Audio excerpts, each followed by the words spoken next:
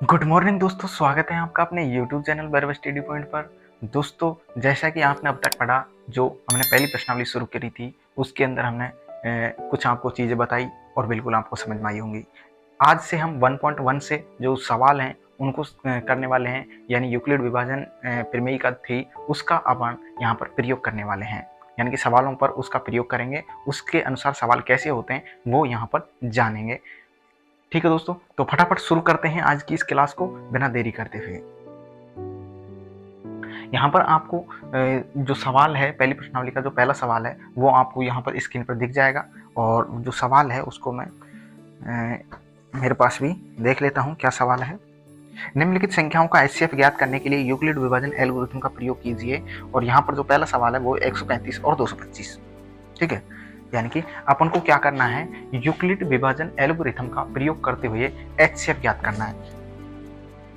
जो पहली प्रश्नावली का पहला जो सवाल है वो है 135 और 225। बिल्कुल 135 और 225। तो यहाँ पर सबसे पहले क्या लिखना है अपन को, चरण फर्स्ट में क्या लिखना है कि यहाँ पर 135 और 225 पर क्या करना है, एल्गोरिथम प्रमेय का प्रयोग करने पर, यानी कि यूक्लिड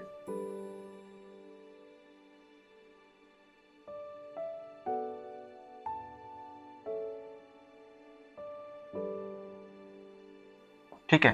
तो यहाँ पर यूक्लिड विभाजन प्रमेय का प्रयोग करने पर, अब यूक्लिड विभाजन प्रमेय क्या है, यूक्लिड विभाजन प्रमेय है कि a बराबर बी क्यू प्लस आर। जैसा कि मैंने यहाँ पर बताया हुआ है कि a क्या होता है, b क्या होता है, q क्या होता है, r क्या होता है।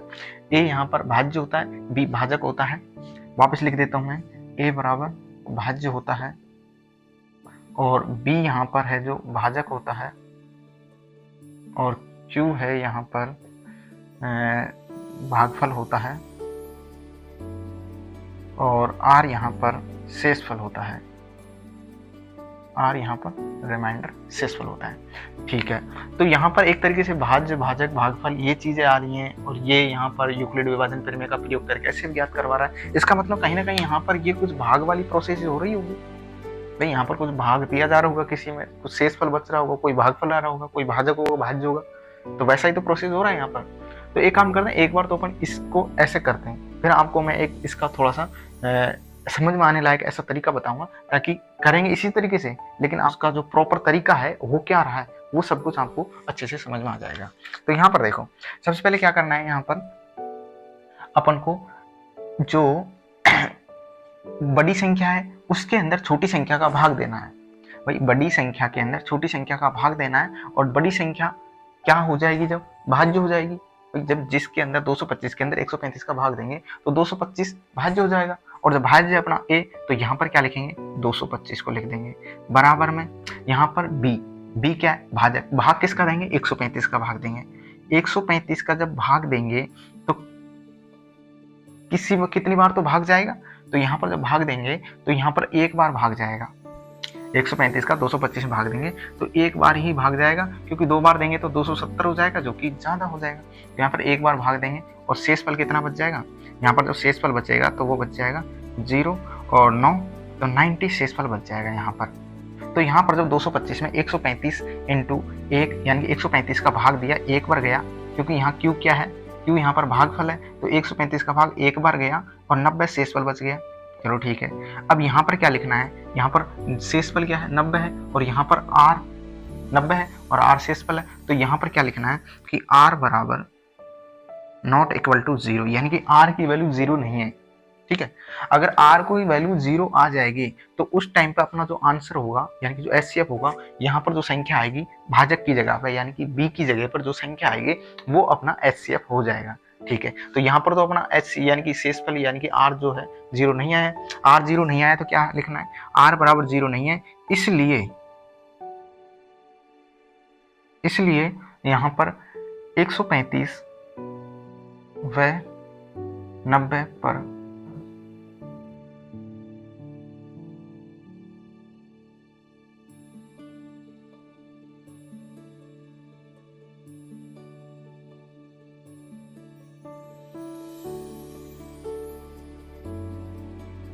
यानी कि r बराबर 0 नहीं है, इसलिए 135 व 90 पर यूक्लिड विभाजन प्रमेय का प्रयोग करने पर। अब यहाँ पर अपना जो यहाँ पर अब जो भाज्य होगा 135 और 90 में बड़ी वाली संख्या भाज्य होगी, 135 में भाग देंगे तो 135 यहाँ पर आ जाएगा बराबर, यहाँ पर क्या करना है चरण, यहाँ पर लिखना है चरण द्वितीय। ठीक है, यहाँ पर 135 और 90 का इसमें भाग देंगे तो कितनी बार तो भाग जाएगा भाई, 90 का जब इसमें भाग देंगे तो अगर 2 बार भाग देते हैं तो 180, जो कि 180 135 से ज्यादा हो जाएगा, तो एक बार ही भाग देंगे और एक बार भाग देने पर कितना शेषफल बच जाएगा, 45 शेषफल बच जाएगा। तो अभी भी r बराबर 0 नहीं है, चरण थर्ड, यहाँ पर r बराबर नॉट इक्वल टू 0, इसलिए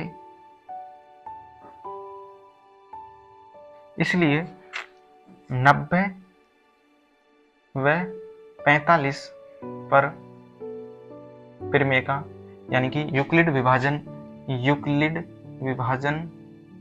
प्रमेय का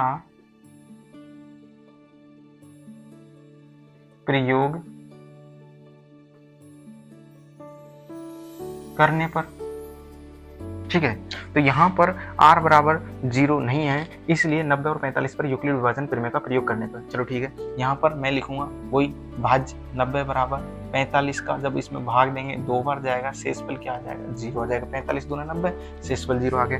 अब यहाँ पर क्या लिखना है भाई, r बराबर 0 आ गया। जब r बराबर 0 आ रहा है इसका मतलब r बराबर 0 है, इसलिए यह प्रक्रिया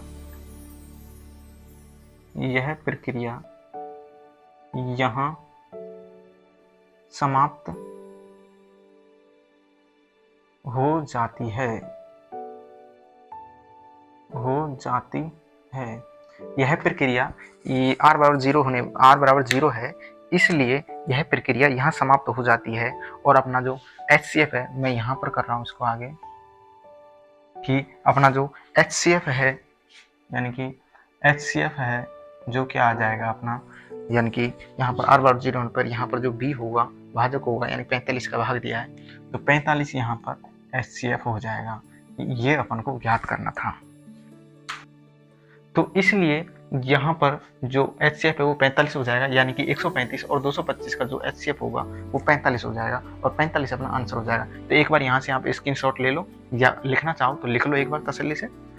तो मैं आपको बता रहा था कि यहाँ पर जो अपन ने अभी जो सवाल किया है 135 और 225, इसको अपन को कैसे करना है, यानी कि अभी तो अपन ने क्या किया, यूक्लिड विभाजन एल्गोरिथम का प्रयोग करके उसका जो HCF है वो 45 निकाला था।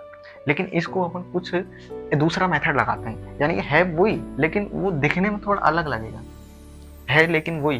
तो यहाँ पर क्या करते हैं, अपन को पता है कि 225 के अंदर 135 का भाग दिया जा रहा था, तो यहाँ पर करता हूँ मैं इसको 225 के अंदर जब मैं 135 का भाग देता हूँ, 225 के अंदर 135 का भाग देता हूँ तो एक बार जाता है 135 के नीचे लिख देंगे, 5 में से 5 घटाया 0, 12 में से 3 घटाया तो 9 बच गए। ठीक है, 90 बच गया। इधर 135, अब यहाँ पर क्या करना है देखो ध्यान से, जो यहाँ पर शेषफल बच गया वो यहाँ पर भाजक का कार्य करेगा, और वहां पर भी वैसा ही हो रहा था, वो भी अभी यहाँ पर मैं करके बताता हूँ।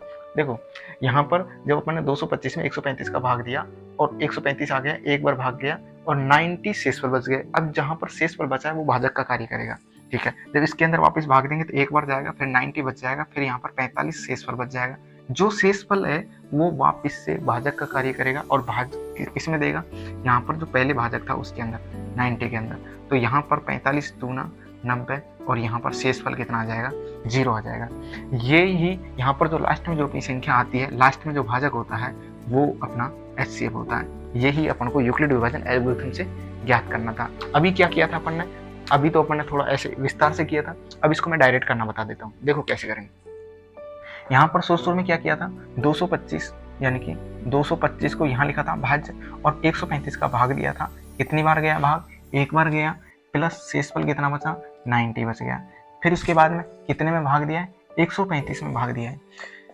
135 में भाग दिया, कितने का दिया, 90 का दिया। कितनी बार गया, एक बार गया, शेषफल 45 बच गया।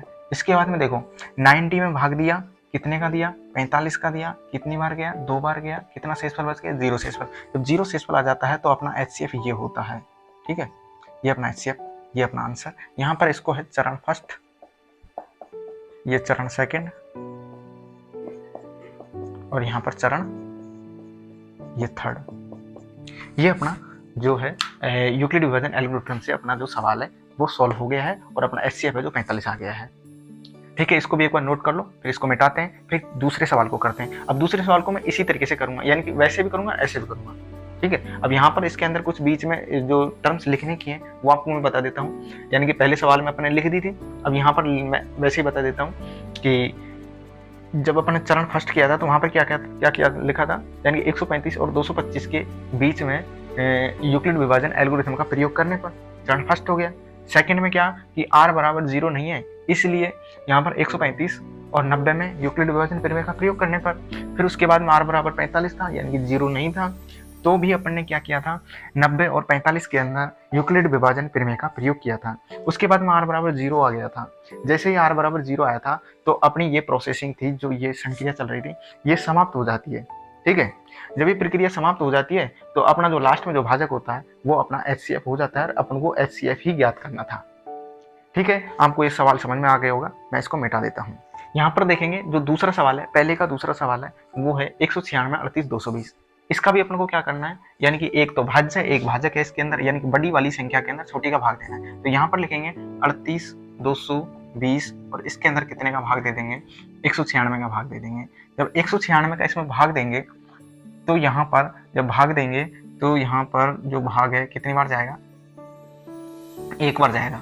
196 यहाँ पर लिख दूंगा, 12 में से 6 घटाए 6 बच गए, इधर कितना बच गया 7, 7 में से 9 घटाए 17 में से 9 घटाए तो 8 बच गए, और इधर 2 में से 1 घटा दिया तो 1 बच गया। फिर सॉरी 186 आ गया, 186, इसके बाद में 2 को उतार लेंगे, और फिर यहाँ पर जो भाग है वो कितनी बार जाएगा, यहाँ पर है जो, अगर मैं 10 बार भाग देता हूँ तो 1960, लेकिन यहाँ है 1862, तो यहाँ पर 9 पर भाग दे देते हैं। तो 9 बार भाग देंगे तो 9 6 की 54 के 4 का हासिल भाग 5, 19 नमा 171 और 5 176, 176 आ जाएगा। ठीक है, उसके बाद में 12 में से 4 को घटा देंगे तो 8 बच जाएगा, इधर 5 में से 6 घटा दिए तो 9 बच गए, और इधर कितना बच गया, 17 में से 17 घटा दिए तो 0 बच गया। तो इसके बाद में 98 बच गया, और फिर 98, और उसके बाद में 0 को उतार लेंगे यहाँ से, 980। जब इसमें भाग देंगे तो यहाँ पर माना कि जैसे कि 196 है, 196 को 1960 980, यानी कि 5 बार भाग देते हैं। जब 5 बार भाग देंगे, 5 छंगा 30 की 0 असल पाई 3, 19 पड़ी 95 और 3 98, तो यहाँ पर 0 शेषफल आ जाता है। यानी कि इसके अंदर एक बार में ही भाग देने पर कोई शेषफल नहीं बचा।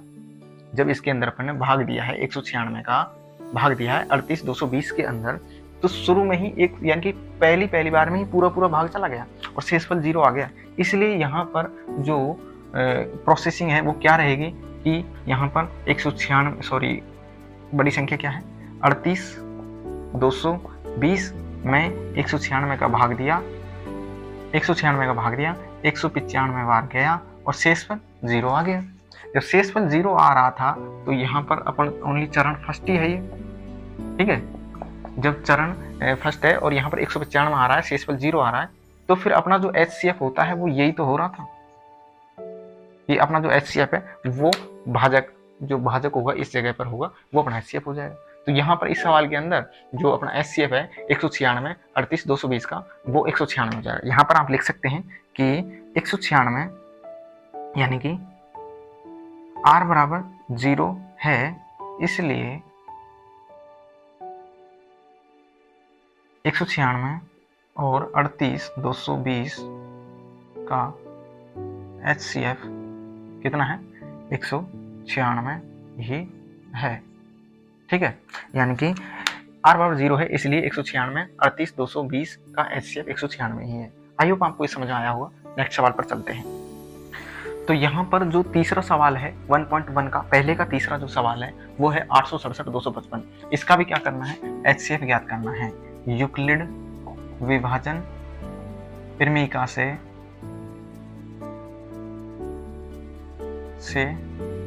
HCF ज्ञात करना है। HCF ज्ञात करना है। यानी कि अपन को जब एग्जाम में अगर ऐसा सवाल आता है तो एग्जाम में अपन को किस तरीके से सवाल करना है, यानी कि यहाँ पर जो मैं भी यहाँ पर जो ये कर रहा था, भाग दे रहा था, ये एग्जाम के अंदर करने का नहीं है।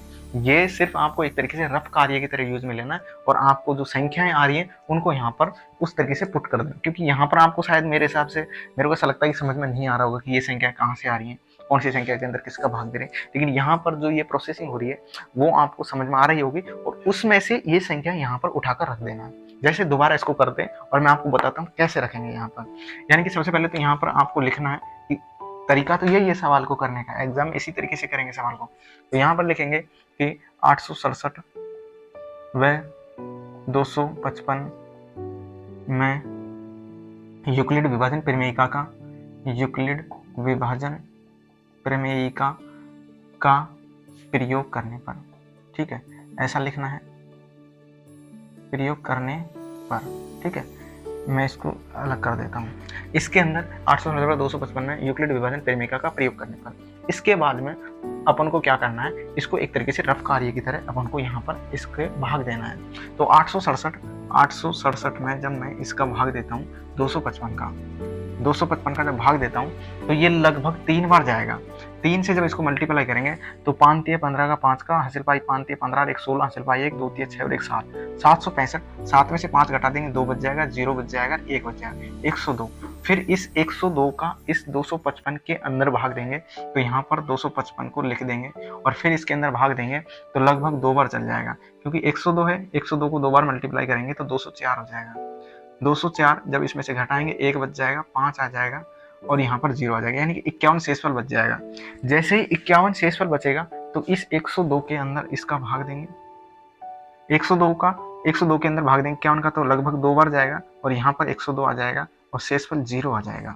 इसका मतलब यहाँ पर जो ये तो पता चल गया कि अपना जो HCF है वो है 51 है, ठीक है। यह आपको पता चल गया कि HCF है जो 51 है। लेकिन अब अपन को इसको यूक्लिड विभाजन प्रमेय की फॉर्म में जमाना होगा। कैसे जमाना होगा कि 867/255 में यूक्लिड विभाजन प्रमेय का प्रयोग करने पर यहाँ पर चरण फर्स्ट लिखना है और वहां पर क्या लिखना है, जो सबसे पहले जिस संख्या के अंदर भाग दिया है, सबसे पहले जिस संख्या के अंदर भाग दिया उसको यहाँ पर लिखना है। यहाँ पर लिखा 867 बराबर, उसके बाद में 867 का भाग दिया, किसका दिया, 255, कितनी बार भाग गया, 3 बार भाग गया, प्लस शेषफल कितना बचा, 102 बच गया, चलो ठीक है। फिर उसके बाद में किसके अंदर भाग दिया, 255 के अंदर भाग दिया, 255 को यहाँ पर लिख दिया, यहाँ पर लिखना है चरण सेकंड, यहाँ पर लिखना है फर्स्ट, चरण फर्स्ट, ठीक है। यहाँ पर 255 में भाग दिया, कितने का दिया है, देखो 102 का भाग दिया है, ध्यान से देखने पर 102 इंटू कितनी बार गया है, 2 बार भाग गया, 2 यहाँ लिख दो, प्लस शेषफल कितना बचा, 51 बच गया है, चलो ठीक है। इसके बाद में चरण थर्ड में क्या करेंगे, फिर किसके अंदर भाग दिया है, देखो ध्यान से देखो, 102 के अंदर भाग दिया है, 102 बराबर कितने का दिया है, 51 का दिया है, और कितनी बार गया है, 2 बार गया है, और शेषफल कितना बचा है, 0 शेषफल बचा है, वो यहाँ लिख देंगे। अब r बराबर 0 है इसलिए चरण 4 आएगा नहीं और यहाँ पर यह प्रक्रिया समाप्त हो जाती है।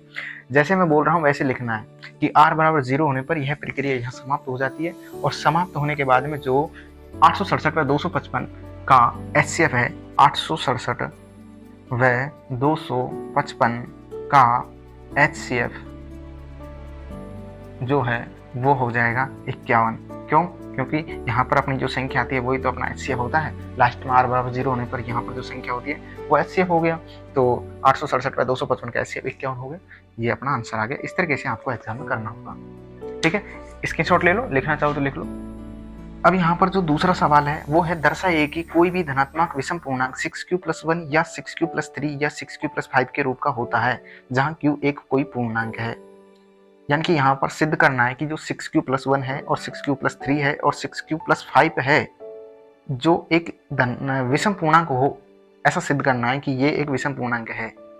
और तो इसको कैसे सिद्ध करेंगे, कैसे क्या करेंगे इसको देखते हैं। आपको ये सवाल जो यहाँ पर स्क्रीन पर दिख रहा होगा, ठीक है। तो यहाँ पर ये सिद्ध करना है कि धनात्मक विषम पूर्णांक 6q+1 और 6q+3 और 6q+5 के रूप का होता है। यानी कि ये एक तरीके से ये दर्शाना है कि ये विषम है, ठीक है। तो यहाँ पर अपन क्या करते हैं, सबसे पहले माना माना कि धनात्मक विषम पूर्णांक बराबर ए है। माना धनात्मक विषम पूर्णांक ए है और b बराबर 6 मान लेते हैं कि धनात्मक विषम पूर्णांक है जो a है और b बराबर 6 है। अब यहां पर अपन को लिखना है कि यूक्लिड विभाजन प्रमेयिका का प्रयोग करने पर, यूक्लिड विभाजन प्रमेयिका का प्रयोग करने पर, यूक्लिड विभाजन प्रमेयिका का प्रयोग करने पर। अब यूक्लिड विभाजन प्रमेयिका क्या होती है? यूक्लिड विभाजन प्रमेयिका होती है कि a बराबर b q plus r, a बराबर बी क्यू प्लस आर, जहाँ a बराबर भाज्य है, b भाजक है, q भागफल है और r शेषफल है। चलो ठीक है, अब यहाँ पर अपन b की वैल्यू रखते हैं इसमें। चलो ठीक है, रखो a बराबर, यहाँ पर लिख देता हूँ मैं, a बराबर b बराबर 6q प्लस r, ऐसा कोई समीकरण है ही। ठीक है, अब यहाँ पर देखो कि जो r की वैल्यू है वो कहाँ से कहाँ तक होगी। जो r की वैल्यू है वो, यानी कि अपन ने थोड़ी देर पहले पढ़ रहे थे, शुरू से जब से अपन ये पढ़ रहे हैं यूक्लिड विभाजन प्रमेय, उसके अंदर r की लिमिट बता रहे हैं कि r की लिमिट क्या है। r हमेशा जो भाजक होता है उससे लेकर 0 तक होता है, यानी कि 0 हो सकता है लेकिन माइनस में नहीं हो सकता, और 1 हो सकता है, 2 हो सकता है, 3 हो सकता है, 4 हो सकता है, 5 हो सकता है, लेकिन 6 से ज़्यादा नहीं होगा, 6 भी नहीं होगा। तो यहाँ पर जो r की वैल्यू है वो 0, 1, 2, 3, 4 और 5, ये इतनी सारी इसकी वैल्यू हो सकती हैं। तो माना कि वो संभावना दर्शाते हैं कि वो अपना पूर्णांक है, विषम पूर्णांक है, वो क्या होगा। तो यहाँ से a बराबर 6q, r बराबर 0 रखेंगे तो 6q हो जाएगा, और a बराबर 6q प्लस 1 हो जाएगा, और a बराबर 6q प्लस 2 हो जाएगा, और यहाँ पर देखेंगे a बराबर 6q प्लस 3 हो जाएगा, और a बराबर 6q प्लस 4 हो जाएगा, और a बराबर 6q प्लस 5 हो जाएगा। ठीक है, तो ये अपनी संभावना है कि ये अपने विषम पूर्णांक हैं। लेकिन विषम की क्या खास बात होती है भाई? विषम की ये खास बात होती है कि उसके अंदर कभी 2 का भाग नहीं जाता है। तो यहाँ पर देखो इसके अंदर 2 का भाग जा रहा है, बिल्कुल जा रहा है, 2 का भाग जा रहा है। यहाँ पर इसमें 2 का भाग जा रहा है, बिल्कुल जा रहा है। यहाँ पर देखेंगे इसमें भाग नहीं जा रहा है, और इसमें भाग जा रहा है, और इसमें भाग जा रहा है, और इसमें भाग नहीं जा रहा।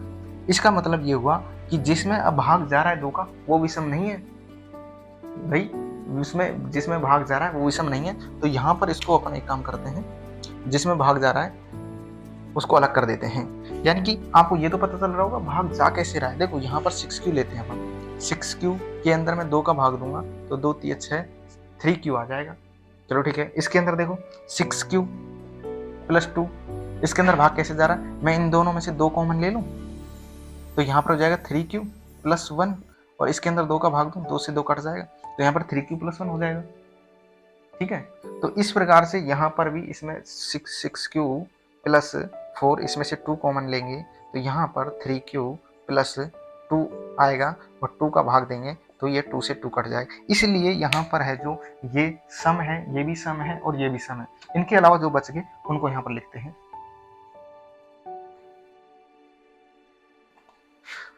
तो यहाँ पर जो 6q प्लस 1, तो यहाँ पर मैं लिखता हूँ इसको a बराबर 6q प्लस 1, और a बराबर 6q प्लस 3, और a बराबर 6q प्लस 5।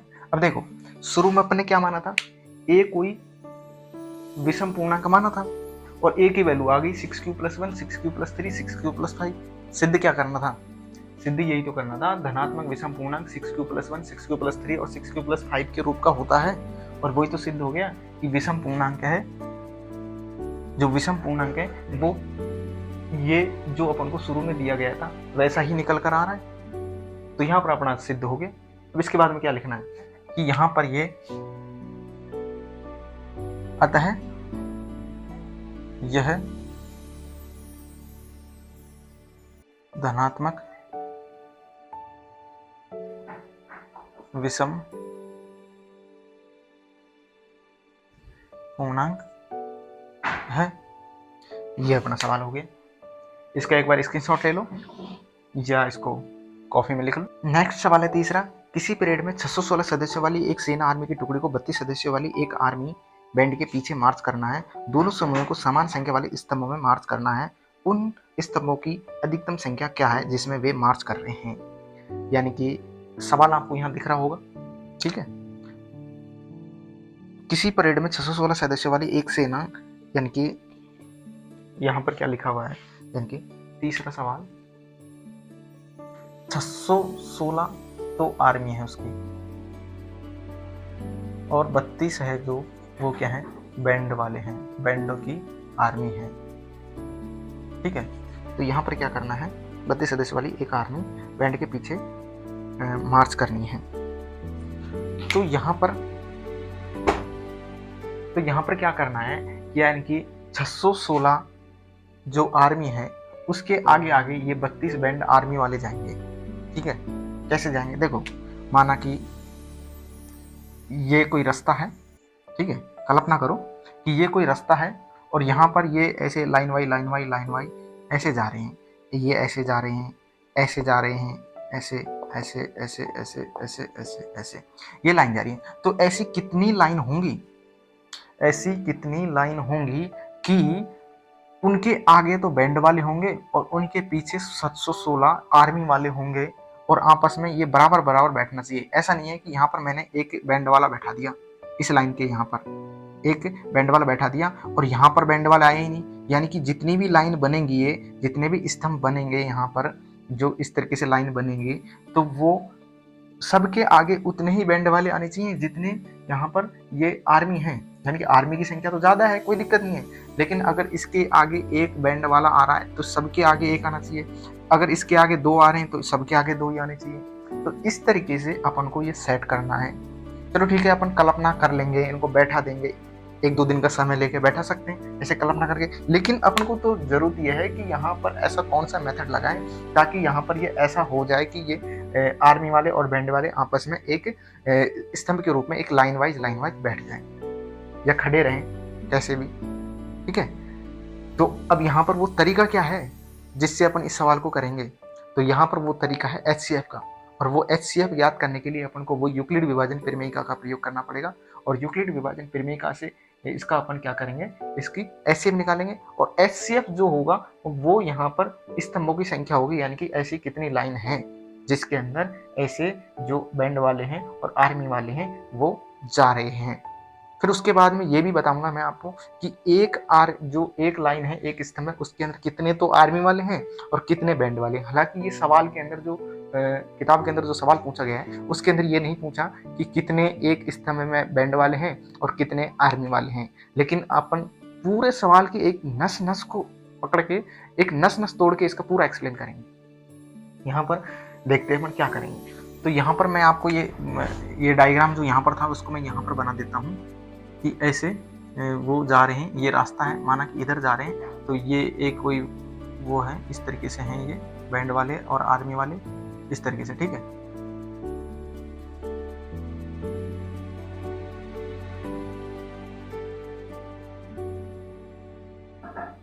अब ये कितने लाइन होंगे यानी कि कितने स्तंभ होंगे, क्योंकि मैंने इधर ऐसे बना रखा था तो उसमें आपको ऐसे स्तंभ जैसे नहीं दिख रहे होंगे, इसलिए मैंने यहाँ पर बना दिया। अब ये ऐसे खड़े हैं तो स्तंभ है, यूं होते हैं जो होती हैं पंक्तियां और यूं होते हैं जो होते हैं स्तंभ, तो इसलिए मैंने यहाँ से डायग्राम को हटा करके यहाँ बना दिया।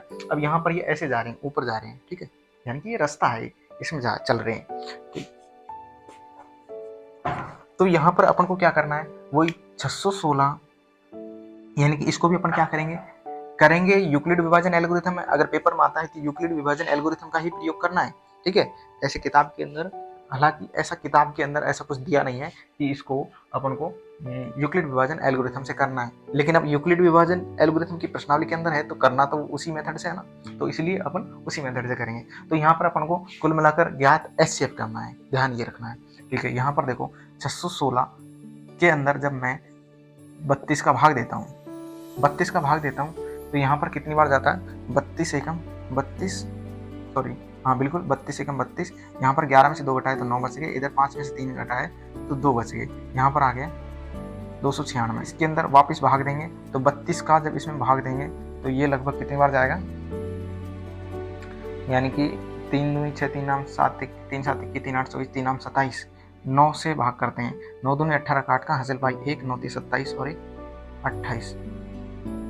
यहाँ पर 16 में से 8 घटाए तो 8 बच गए, इधर 8 में से 8 घटाए तो 0 बच गए, 2 में से 2 8 बच गए, और यहाँ पर फिर 32 तो 8 चौके 32, यानी कि यहाँ शेषफल बचा था 8, यहाँ पर 8 चौके 32 और 32 यहाँ पर ऐसा कुछ आ गया, और यहाँ पर 0 शेषफल बच गया। तो यहाँ पर जो लास्ट में जो अपना आया है वही तो है HCF।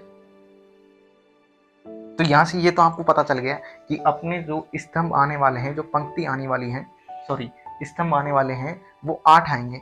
अब देखते हैं यहाँ पर एक बार इसको सॉल्व कर लेते हैं कि एल्गोरिथम से कैसे सॉल्व करते हैं।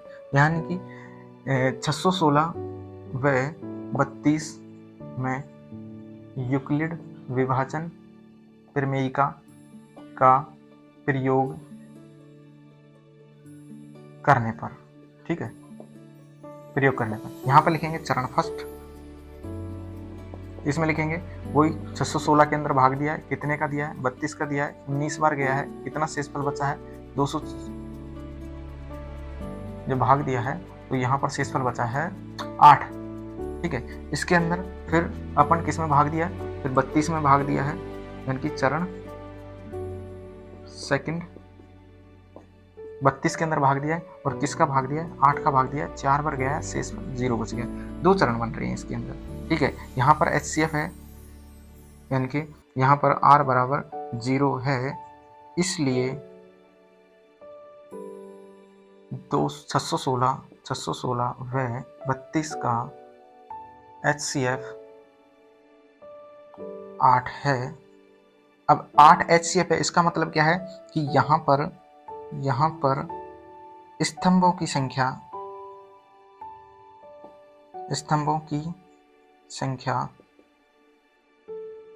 8 है। चलो ठीक है, 8 है। तो मेरे सामने सवाल के अंदर यही पूछा था कि स्तंभ की अधिकतम संख्या क्या होगी जिसमें भी मार्च कर सकते हैं। तो यहाँ पर स्तंभों की संख्या कितनी आ गई, 8 है। लेकिन अब इसको अपन एक बार समझते हैं, कल्पना करते हैं इसकी कि कैसे स्तंभों की संख्या 8 है, कैसे जो अपने बैंड वाले वो खड़े होंगे और कैसे आर्मी वाले खड़े होंगे, माना कि, ठीक है। तो यहाँ पर देखो ये ऐसी कितनी लाइन है, ये मैं इसको मिटा करके दोबारा बना रहा हूँ ताकि आपको अच्छे से समझ में आ जाए, ठीक है। 6 7 और 8 ये लाइन है, ठीक है। 8 लाइन है। अपने पास में टोटल आदमी कितने हैं भाई, बैंड वाले हो या फिर अपने पास में आर्मी वाले हो, टोटल कैंडिडेट कितने हैं यहाँ पर अपने पास में 616 प्लस 32 वो कितने हो गए, यानी कि 8 48 648 आदमी हो गए टोटल। अब 648 आदमियों को अपन को 8 लाइनों में खड़ा करना है।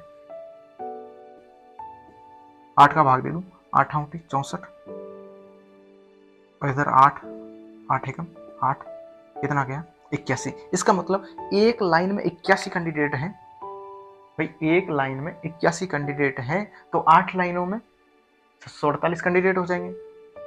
जब 648 कैंडिडेट हो गए तो इसमें बैंड वाले भी हैं और आर्मी वाले भी हैं। तो अपन को पता है बैंड वाले कितने हैं, बैंड वाले कितने थे अपने पास में, 32 थे।